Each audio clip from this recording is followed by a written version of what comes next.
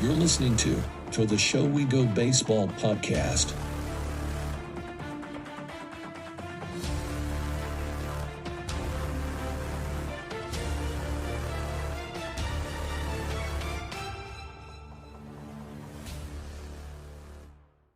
What is going on, everybody? Welcome into episode 63 of To the Show We Go. We got Chris Enrique and myself, Andrew Parker. It is the Nick Mears episode. And if you're not too familiar with Nick, I know that we do have a lot of New England listeners, but obviously we're branching out a little bit. We just had Steven Nogosek on last episode, who's just signed with the Washington Nationals. But Nick has had a pretty good season this past year with Colorado. We will get into that. I obviously spent some time with the Pirates before that. But Nick, I wanted to start us off. You just reported down to the complex. How did the offseason go for you? I guess after now you've gone through, you finished out the year with Colorado. You're going into spring training now. Like, I guess, what did you take away from this offseason?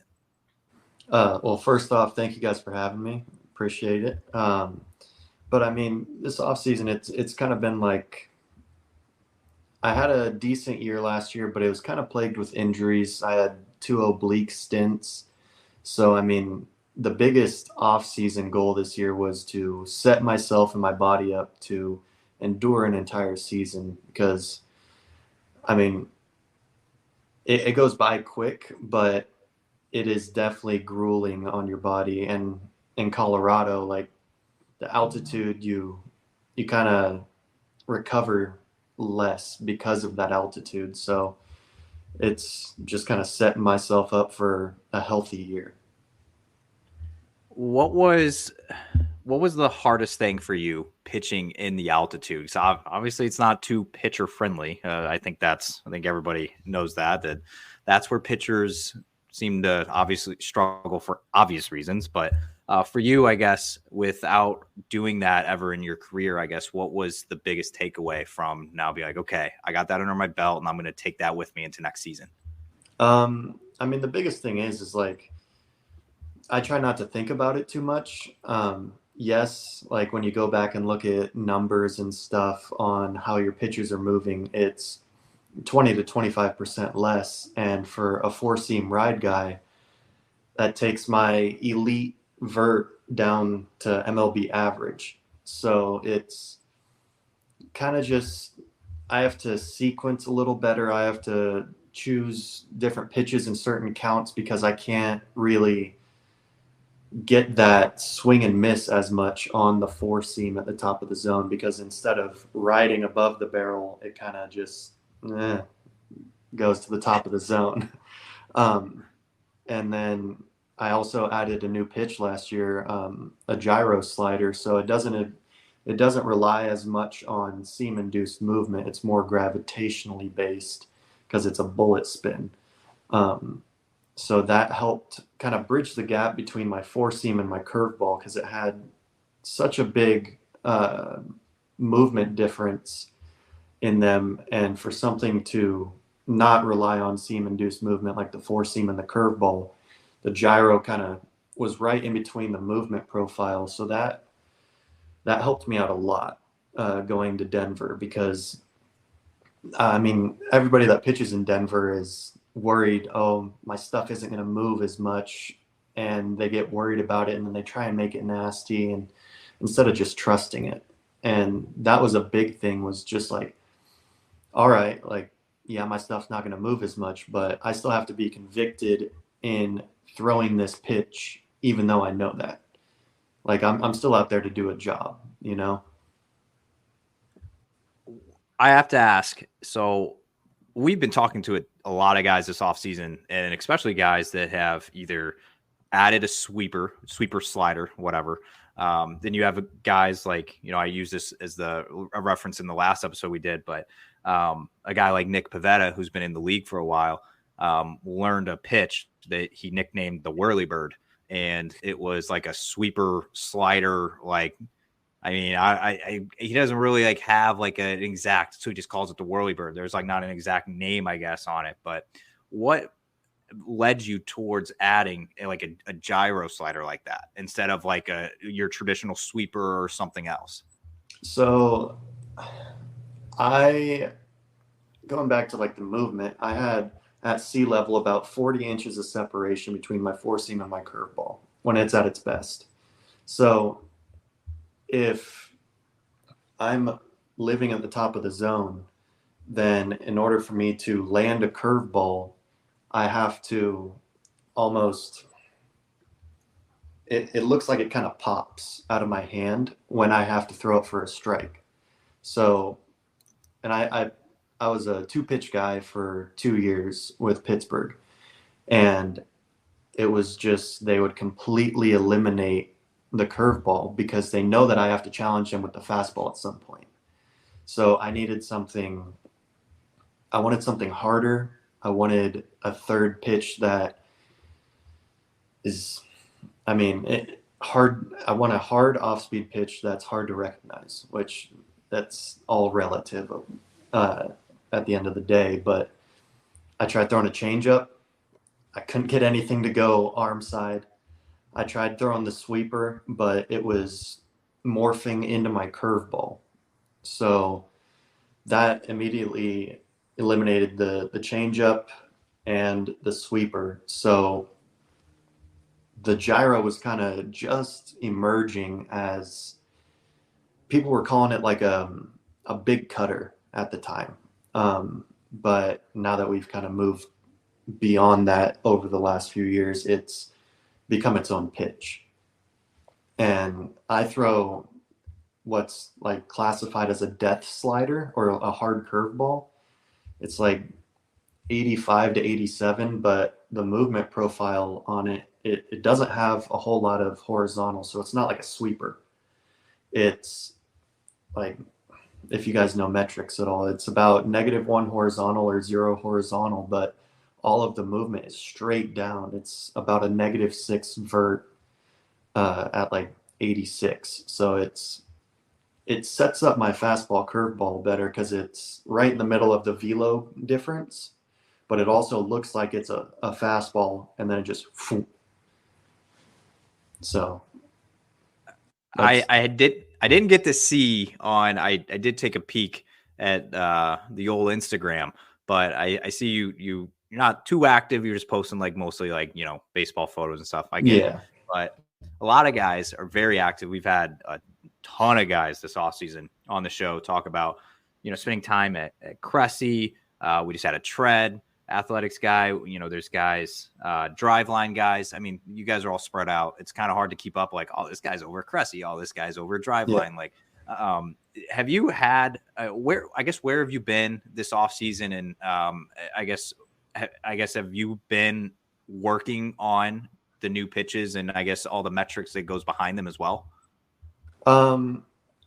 So I'm out at a facility called Optimum Athletics out in Sacramento. It just good guys there. Like I've been there since I started pro ball in 2018, and we have a really good relationship, and like they shoot me straight. I shoot them straight. Like they tell me, hey, like, by the end of the season, I'm usually kind of skinny. Just I lose a bunch of weight during the season. So like I get in there, we have an assessment. Hey, you're deficient in this, all this stuff. Like, this is what you need to do. Great. We make a plan, attack it during the off season. But we also have a PT facility in-house, and they actually work with like UFC guys as well. Like TJ Dillashaw, like Cody Garbrandt, those guys. We get a bunch of MMA guys that come in. And so, but they also specialize in baseball, just with shoulders, elbows, stuff like that. So I've been out there with, like, we got high-speed cameras, we got TrackMan, we got all that stuff. The only thing that we don't have is like a biometrics lab, but that's a lot of money. Yeah. It sounds like you still have everything you can need in the PT in-house, man. You don't really see that too often. Yeah, it's great because like the head trainer of, we call it OA, the head trainer of OA and the head physical therapist at Kime, like they talk every day, so they're always on the same page. If one guy sees something, then they talk to each other, and then they make a plan of attack and come to you and see what you think. So it's a very good dynamic over there. So I'm going to kick back to something you brought up previously. You had a few oblique strains throughout this past season. I guess, what were your takeaways from it? So was it one of those things where when you kind of had the setback originally, you tried to come back too fast and it came back? Like, I guess, can you take us through, like, I guess, just dealing with that on the MLB team? Yeah. I mean, you never want to be hurt when you get paid to be on the field. I mean, you want to help the guys win. You want to be a part of that group that has the success. And the first time it sucked, but it was like, okay, it's just a little thing. I'll be back. So I didn't give it enough attention, I feel like. I thought it was just one of those things that, I tweaked my oblique. It'll be good. I just need some rest. And then I came back about a month later, got optioned down to AAA, had a few appearances there, and then got called back up against the Dodgers. And first game back in the big leagues, I faced Mookie, Freddie Freeman, and then Will Smith. Welcome back, right? Welcome back. So I think I popped Mookie up, got him out. Freddie Freeman rolled over to first or second, I believe, on I think it was 5 pitches. So we're cruising, and then Will Smith came up, and we went fastball, slider, slider, slider. Well, on the last slider, I felt it. It kind of like it grabbed, but I was like, okay, well, I know I'm going to be going back out. I need to figure this thing out while I'm inside in the dugout. So I walk back in. I'm doing all my stretches, like trying to activate it. And then before I go back out for my second inning, I take ammonia and I snap it, and I just start huffing this thing and all the way out the dugout. And then I throw it down and I run out. And my first warm-up pitch I knew. But I was like, I don't want to go on the IL again. I need to get through this. So I throw my warm-up pitches. I know it's not right, but I was like, okay, I'm gonna see what I got. Max Muncy comes up to the plate, first pitch, 86. Comes up as a changeup. And like we talked earlier, I don't throw a changeup. So that's an issue. So the next one, I throw 88, comes up as changeup. Max Muncy swings through it. And then coaches come out, and that was it. I ended up having a grade 1 strain on my oblique, and then a grade 2 on my intercostal, which is like the muscle in between the rib cage. Yeah. My goodness. And you don't realize like how much you use those core muscles until you hurt it. Like I couldn't roll around in bed. I couldn't sneeze. I couldn't cough. I couldn't laugh. Like that one hurt. Like the first one I could kind of manage, but the second one that one got me. That sounds absolutely brutal. Yeah, I wouldn't enjoy it, or I wouldn't recommend it to anyone. I was Chris, unless you got something you want to hop in, but I actually want to ask you and then I want to get away. I don't know what Andrew's going to segue to next, but get away from the injury piece. But you pitched through tearing your UCL. Yeah, in high school. Yeah. What's other than like? Is that like after that's like torn? Like, what is that like? Because I've never had. Well, I figured, but like, I've never had an injury like that. You know, like when I grew up playing baseball, tried to pitch, and I did hurt my elbow to the point where it would it would swell up, and then my wrist would hurt, and then my shoulder. So I knew, okay, it's time to stop. So, Yeah. But how did you get through that? So I tore it right after my 17th birthday, my senior year. I had like a college showcase tournament. Went out there and just blew it out on one pitch. And then spring came around, and like I just let it be. Like I was like, this doesn't feel right. Like I went and went to a doctor. He's like, oh, it's tendonitis. It's like, bullshit. This thing fucking hurts. So he like prescribed me a topical cream. Well, topical creams don't heal ligaments. So it still continued to hurt. And then I went to Dr. Akazuki, the surgeon for the Giants out in San Francisco. And he was like, we brought the MRI, and he like put it up, and we told him what the previous doctor said. And he just started laughing. And he's like, you see this like white dot right here? That means there's no ligament there anymore. It's in half. And I was kind of devastated at the time, because like I didn't really pitch my junior year. I just gained like a bunch of velo and then blew out. Like I got up to 92 and then it just blew out. So in my eyes, like my senior year was everything. And the group of guys that we had, like, I mean, they're all still my best friends from high school.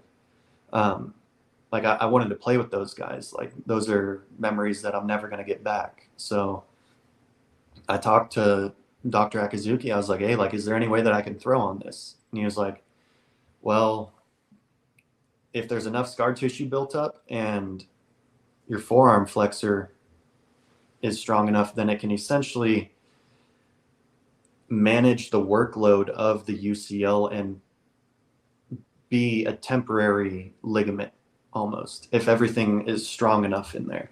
And I was like, okay. So I went into the season without a ligament in my elbow. The beginning was tough.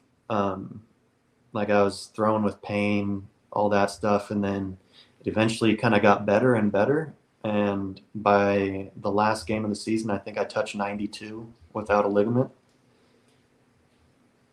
So something. Yeah. I give you credit. You definitely played through some pain. So I give you credit. I couldn't imagine. Now that you say that too, I remember when I went to the doctor, his recommendation was I remember my parents, I had to do this cream thing, and then they had me stop throwing. But every time I threw, like after like the fourth throw, literally, like I felt, I don't think you should feel a specific warm sensation inside your elbow. Yeah. There's a difference between when you're getting warm and you're loosening up to just, it was like a burning sensation. And then my wrist, I was like, I'm good. I pitched through it in my wiffle ball league that I was in. Next mornings, Monday mornings, I would have my elbow like out to here and I'd have to wrap it. But hey, you know what you do for wiffle ball. Yeah, it's for the love of the game, right? Well, I want to get away from injuries because I feel like it's a little depressing. And you just came off a couple last year that you're probably like, I want to put that in the rearview mirror. So a little bit, it's all good. We understand it. We were on a team last year, and when some of those guys were hurt, it was like, man, that sucks. Like you're taking away their livelihood. So September, you appeared in quite a few games down the stretch to finish out the season. Yep. So I can't see how many games. I think it was 10 appearances, I think, in September for you, 10, 11. What was it? Obviously you battled through those obliques earlier in the season, landed on the IL. You come back, you're with the team to finish the year. Any takeaways that you had from finishing, and you didn't finish off, you finished pretty well, like with the team. So it's like any takeaways you're going to take into next season, just based off your September? I mean, I think I had a good September until the last two games. I think I scuffled a little bit, but I mean, overall, I think that performance wise, it was good. But going into this year, I mean, it's easy for me to say, oh, yeah, I have a job. But then, at least to myself, I feel like I get complacent with that. And I want to be hungry. Like, I want to go out there and prove it again, because, like, nothing in this career is guaranteed. Like, there's more guys just like me in the minor leagues that want my job. So in my eyes, I think, like, I got to come in, I got to prove it again.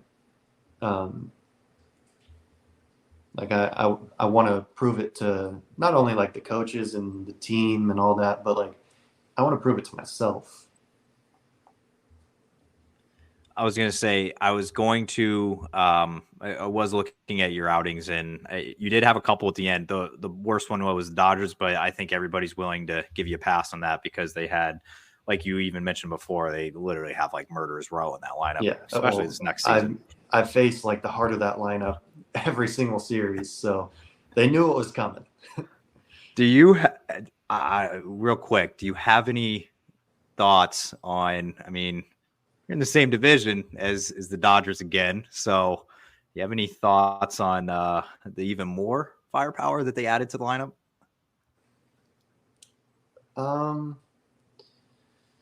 Not really.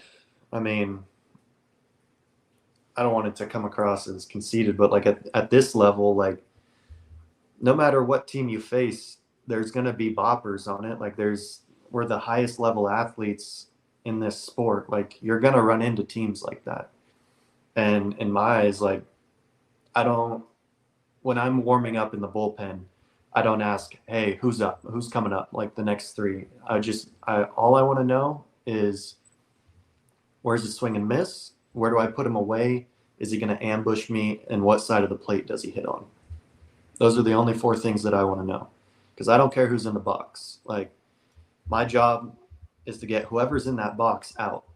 It doesn't matter the name on the back of their jersey. Like, my job, it's me versus you. And in my eyes, I'm going to win more often than not. That is a closer mentality if I ever heard it. I know you're not the closer, but I do have a question in regard. That's where I'm actually I'm segueing to my next question here. But you got to share a bullpen with a guy who probably has one of the better baseball stories in the country, in Daniel Bard. Yeah, and he's writing a book actually with a guy. Yeah, well, that's news. Chris, that's public. Yeah. He okay. tweeted I out didn't want to spill it if it wasn't public. Okay. Oh no, you're good. Okay. All right, cool. So he's writing a book. I don't know when it's going to come out or anything, but there's a beat writer here in Boston. I don't know if you've seen Baseball Isn't Boring, like any of that stuff, but Rob Bradford, who kind of does that, is writing the book. He wrote the book with Joe Kelly previously. Now he's going to do the book with Daniel Bard.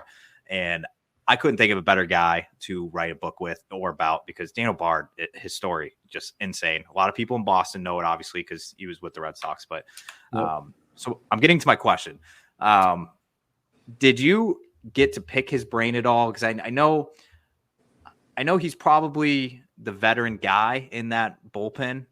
So did he kind of like take any guys under his wing? Like, or was there anybody else on that staff that kind of helped you out? Like, I guess, veteran wise? I mean, the entire bullpen is incredible. Like, we all pull for each other. We're all good dudes, self-proclaimed good dude. But I mean, as far as like the veteran presence down there, it's Bard, Tyler Kinley. Like, those are the two guys. Like, they've been around.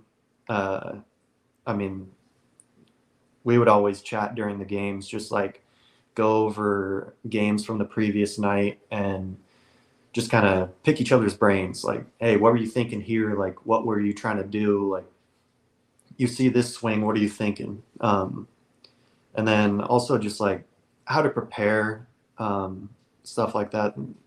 You can always get better at like the mental side of things when it comes to baseball. So I enjoy like talking about that stuff. And we did a bunch of that stuff at Sac City, where I played in college. And so I understand the necessity of it. because like probably 80% of guys in the minor leagues could probably play at the big leagues. It's just how consistent can you be in the big leagues? And I feel like that comes down to the mental side of things. So, I mean, Bart and TK are a great resource to have in that bullpen, especially for guys trying to get to where they are, you know. And we got a lot of young guys in the bullpen, like me, Jake Bird, J Law. We had Pierce Johnson last year, who was a good presence in the bullpen. Brad Hand. I mean, just a bunch of great guys. Great and just good support. I'm going to keep it teammate focus here for my for this next question, but I feel like the Rockies last year, obviously it wasn't the season that like people probably wanted. But I feel like the Rockies had some guys that kind of flew under the radar, and there was a guy that I really enjoyed watching hit a baseball, and that was well, there's actually a couple. Brenton Doyle obviously came. His story was awesome to see, but there's another guy that was playing out in the outfield, Nolan Jones, that. Probably one of my favorite guys that I didn't really know too much about before last season, but then watching him play a little bit, I'm just like, okay, like, because being out on the East Coast, we sometimes like, you know, all the games start at like 7:00 Eastern time out here. They end, and then you're just like, what do I do now? I got to flip on the Dodgers, the Giants, the Rockies, the Diamondbacks, those teams. It's kind of fun actually, but so I got to see a little bit of Nolan Jones, but. What were your takeaways, I guess, from like, you know, some of these guys that, you know, Brenton Doyle came onto the scene and Nolan Jones is really starting to become a star. Like, what was it like getting a front row seat for those guys? I mean, Brenton Doyle in the outfield, like you see a guy like barrel one up to center field. You don't even have to worry. Like the guy's a vacuum out there, and the plays that he makes, and he makes them look like easy. Just like when full layout in the gap and he just snags it. It's like nobody else is doing that. Like you're disgusting. But as far as Nojo, so I actually played against him quite a bit in AAA with the Pirates because he was in Columbus, I was in Indianapolis. So we would face each other a lot. And you could tell he was a little unrefined then. And I mean, no disrespect by this, but because I love the guy. Like, he's a great competitor, great teammate, great guy. But you could tell there was a little bit, there was a lot of talent, but it was just a little unrefined. And then he's playing third at the time before he's transitioned to the outfield in his last year there. And like, as a third baseman in that organization, you're like, there's no shot I'm playing in the big leagues at third base, right? You got Jose Ramirez, who's just a god and just holding down third base there. So he started to make his transition in the outfield, and we were like one of the first series in, I believe it was 22, where he transitioned into the outfield. And it wasn't great, but he was athletic, so he made it work. And then we both came over to the Rockies at the same time, and like I could tell he was kind of felt out of place, but I did too. So like I kind of gravitated towards him, like just started talking him up because we knew each other through Max Kranick. Nolan and Max like grew up in the same, like out near Philly, played against each other. So like we had mutual friends, so we knew about each other. And came over to the Rockies, and like he got called up, didn't play, got sent down.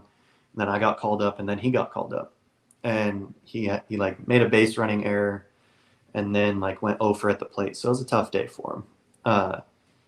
And he was really down on himself. So I walked over there. I was like, hey, like, bro, I've seen you play. Like, you're going to be just fine.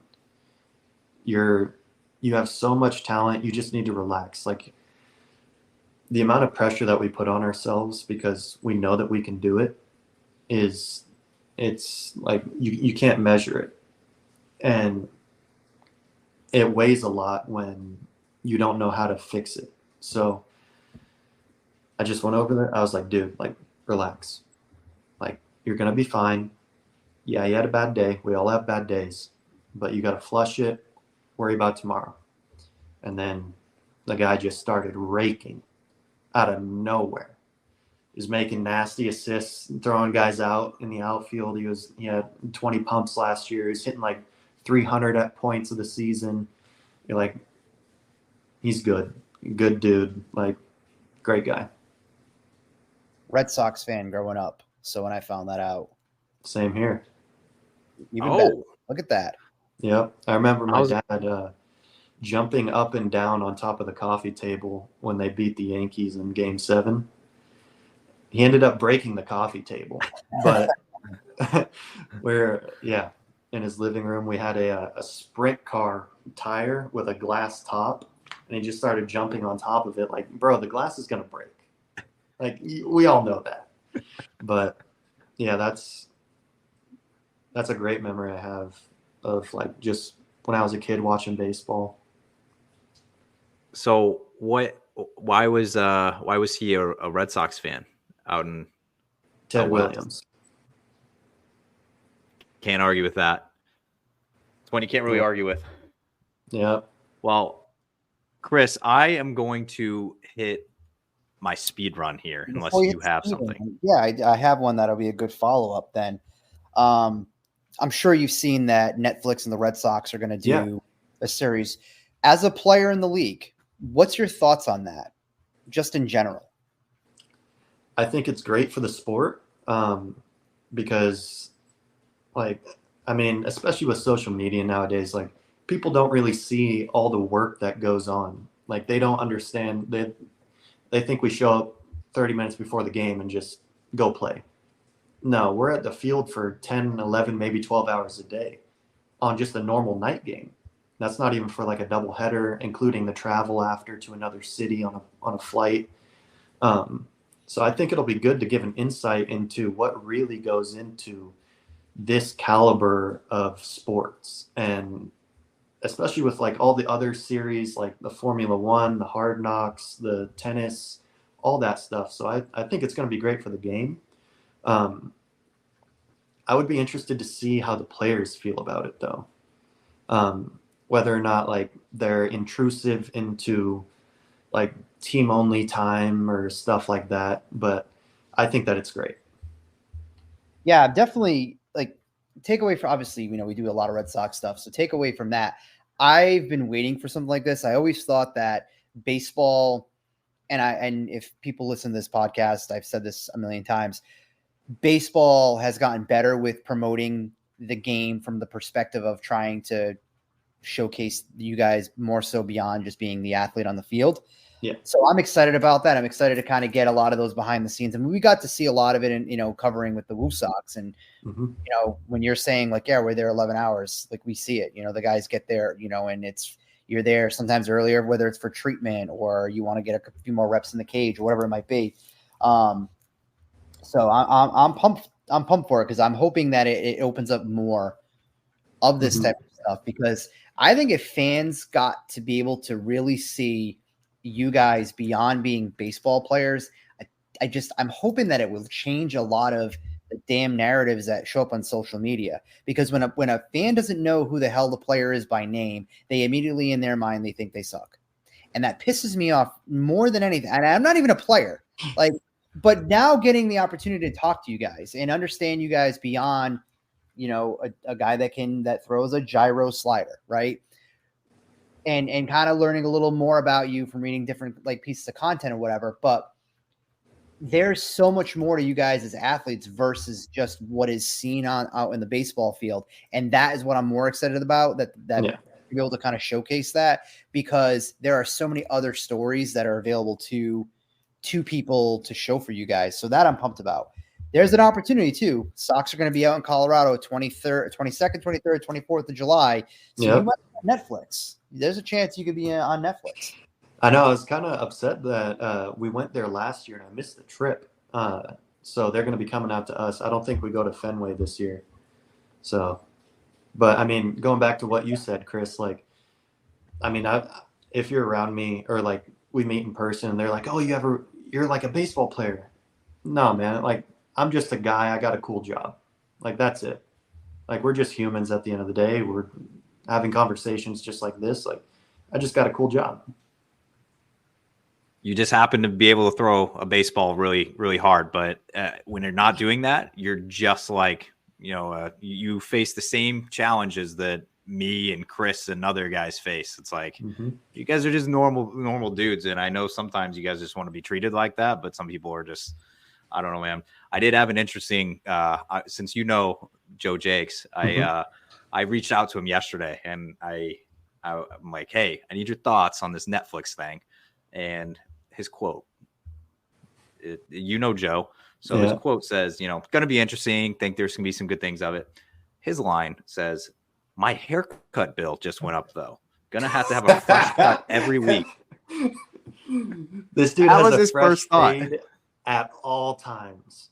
At all times. All times. Like, best hair in the league. Like, always perfect. Like, perfectly combed and gelled. Yeah. I remember watching his debut at Fenway. It was like raining. It was like all this. And my fiance was watching the game with me.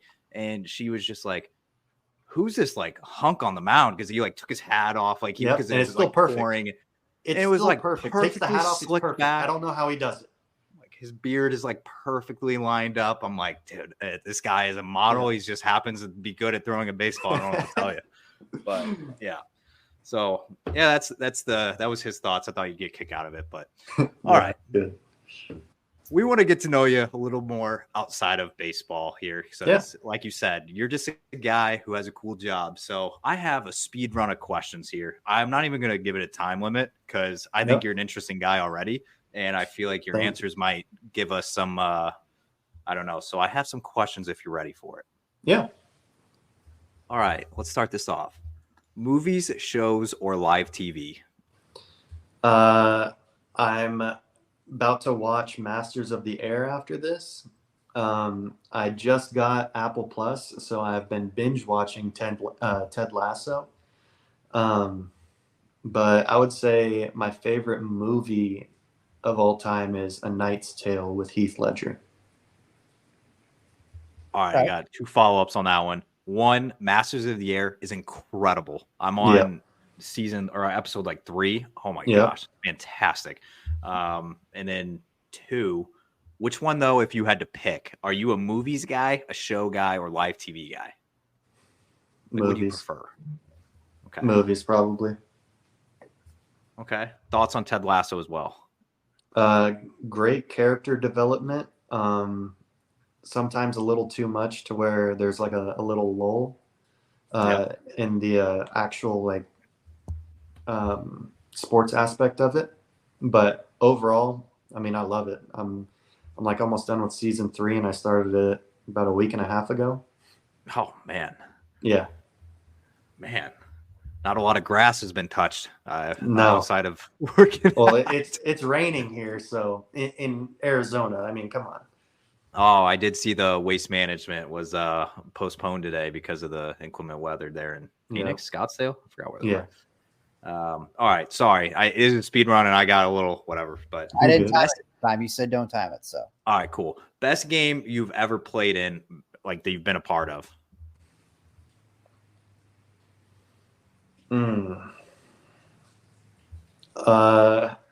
My favorite one. It was like the beginning or middle of September in 2021 when I was with the Pirates versus the Reds. They were like right on the cusp of like making the playoffs and not making the playoffs. So they were like making a push. They had a pretty good team at the time, like Castellanos, Votto, Farmer, good group of guys over there. And then so the game before, I gave up 3 or 4 runs on some jam shot, broken bat bullshit and some walks. So this was my redemption. I face them again in Cincinnati. I get the bases loaded again with no outs. And then Joey Votto comes up. I pop him up. Castellanos comes up. I pop him up. Kyle Farmer comes up, and I strike him out. Bases loaded, no outs. Got out of it. First time I made ESPN because I'm walking off the mound, and I was pretty pumped. I said some choice words, and you could definitely read my lips. So, yeah, that was probably the most fired up I've ever been playing baseball. And just like it's redemption. Like, how can you not love a comeback story? Love it. What song will be your walkout song in 2024? Ooh, so the last 2 years it's been Dragula by Rob Zombie. A little heavier metal for you. I was thinking about doing like an EDM song this year. Maybe Empathy by Bass Nectar. Or like what is it? Gold Dust by Adventure Club, like an old dubstep song. Okay. So we'll see. Yeah, we got to do, Andrew, is we got to go back to these speed rounds and get some of this music and put together the To The Show playlist of all these players' songs. Oh, yeah. Is this some interesting? The Dragula, I didn't pin you for a Dragula. So I'm a very calm guy, but I'm very intense once I get on the mound. I think of it as like, hey, you're in the box, you're in my way, you're going to move type deal. So that's why I chose Rob Zombie. If there wasn't a bunch of copyright shit, I would use these songs after the intro or whatever. But at some point, I feel like I would be threatened to be sued. So it's gonna catch up to us. Yeah. So somebody's gonna listen to it, and we're like, "Oh man, we didn't want it to get that big." But all right, all right. I just had to peep because normally, okay, you're 27. You're still a young guy. You still got plenty left in tank. But I want to go by the age of, let's say, 32. So about 5 years. So by the age of 32, you want to have accomplished what? All-Star game. I don't really care about the role because, I mean, like the role in the bullpen. Like, I just want to win. That's the only thing. Like, we're here to win.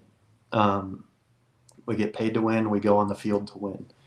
I want to win a World Series, or at least make it to the championship series. I want to be in the All-Star game, and I want to have the highest Ks per 9. Lofty goals, but you gotta shoot for the stars. Exactly. I don't hate it. If there was one rule in the MLB or minor league ball that you could change, what would it be? Especially in Colorado. Mark tells me that there's a lot that you would change. I just need one. It's the low-hanging fruit. I mean, the pitch clock. Because, I mean, fellas, running in from right field to the mound, you're gassed. All right? Like, we're in pretty good shape over here. Like, but I'm running 300 feet, and then I got to face the best guys in the world. And I got 15 seconds in between. I'm still trying to catch my breath after my warm-ups, guys. Like, come on. They're trying to shorten it too, aren't they? I mean, we gotta Colorado guys. Come on, like we gotta add a little bit, like have a little feel. Yeah. All right. Favorite athlete outside of baseball?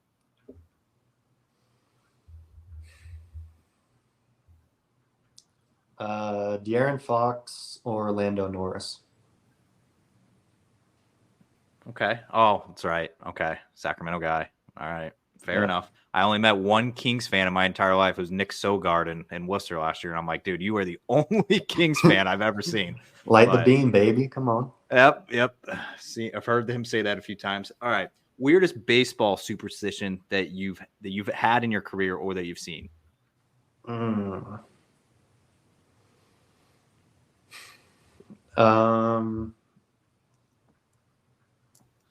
That's tough. It's usually always starting pitchers that have the weirdest superstitions. I'm trying to think. Oh no, there was a catcher in High A in 2019 with the Pirates. He couldn't wash his jock strap when he was hitting good. It was the nastiest thing ever. Like, we're in Florida in summer, and this guy's not washing his jock strap. Just to give you an image or a smell, if you will.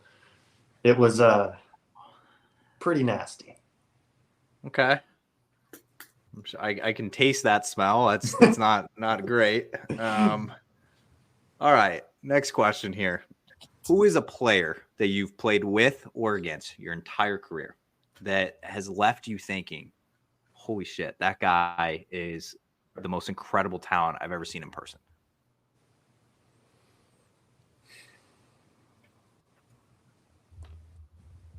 O'Neal Cruz. Tovar in the field he's really good. Who else? Bednar, just like David Bednar, like just how he pitches. I really respect him for that because like he just challenges people. Like he doesn't care. But I would say O'Neal Cruz, like that guy is when he like puts all of his effort in, he is one of the best players I've been around. That's fair. Nobody's going to argue with that. I love watching him play. Last year when he got hurt. Yeah, I felt bad for him, man. He cares a lot. He's a good dude too. What is a guilty pleasure of Nick Mears?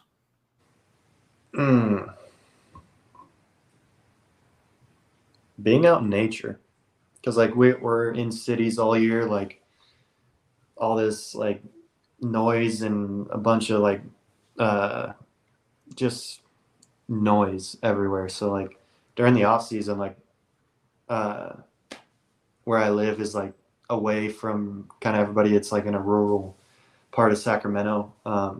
So like I'll just sit out there and it's dead quiet. Like you can hear just like the birds or like the frogs, and you just sit there and on like a clear night, you just look up and all the stars are there. You can see everything. Just there's peace and silence, I feel like. You would enjoy New Hampshire. Just moved up here and it's a lot of that. Really? All right, next few questions here, or food related. So just get ready. We went from dirty jock straps to food, so it's all good. This is an important one. I need your favorite fast food fried chicken chain.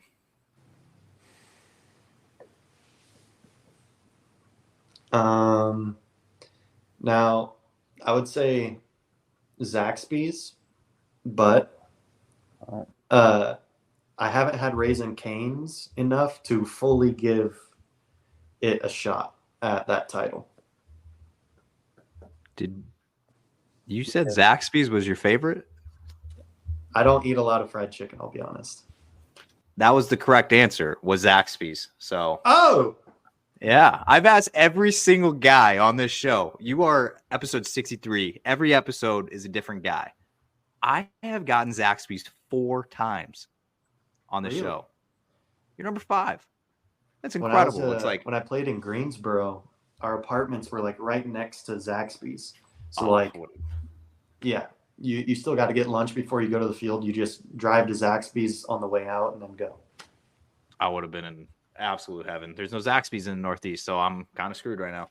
That hurts. But appreciate the Zaxby's love. That's it's in my Twitter bio. I have to push their product as much as I can. So he's trying to get the podcast sponsored, but unfortunately, only 5 people have said they like Zaxby's. And everybody says Chick-fil-A. When I ask the question, it's like I can't really present that to Zaxby's social team, and if everybody just says Chick-fil-A on the show, right? See, I feel like Chick-fil-A is just the low-hanging fruit. It's easy to say. Like, it's. I would say it's good, but Zaxby's is made with love in the South. You know, They take pride in the chicken. Clip Hear this, this, Chris. All right. Appreciate that, Nick. That's definitely getting clipped and going into the montage of Zaxby's Love so that way I can present it to him. I'm on a chicken kick right now, but it's a big debate. Are you drums or a flat guy? Drums. Too much work for the flats. Yep, I'm with you. This is more meat. It's a lot of work, though. Go-to pregame snack. A Stinger. The Stinger waffles.